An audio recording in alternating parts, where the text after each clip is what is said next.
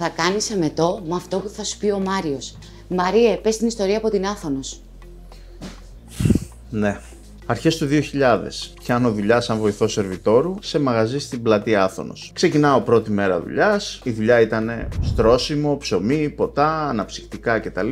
Και μάζεμα. Έρχεται η πρώτη παρέα, τρώνε όλα καλά, τελειώνουν, φεύγουν. Τρέχω να μαζέψω σαν ψάρακας. Εκεί που λοιπόν που μάζευα και άδειαζα, έρχεται αφεντικό και μου λέει: Όπα, την πιατέλα με τα κρεατικά, μη τη ρίχνεις μέσα στο τραπεζομάντιλο, θα την πας μες στην κουζίνα στο ψητά και ξέρει αυτός. Φαντάζομαι κατάλαβες τι γινότανε. Ότι δεν έτρωγες εσύ, το έτρωγε ο επόμενος. Με το κρασί, ακόμα πιο σιχαμένη διαδικασία. Κρασί χύμα, το οποίο κερνούσαμε και πολύ στις παρέες. Και οπότε μου λέει το αφεντικό: όταν βλέπεις το καραφάκι γεμάτο, βάζεις ένα ποτηράκι να βλέπεις τι είναι, για να μην τα μπερδεύουμε κιόλας. Και το ξαναρίχνεις στο βαρέλι. Το οποίο είχε κάτι βαρέλια, τα άνοιγες από πάνω και βγαίνανε μυγάκια. Και εκεί ρίχναμε το κρασί και ξανασερβίραμε. Αν έχετε ζήσει παρόμοιες καταστάσεις, είτε ως πελάτης είτε ως υπάλληλος, γράψτε στα σχόλια.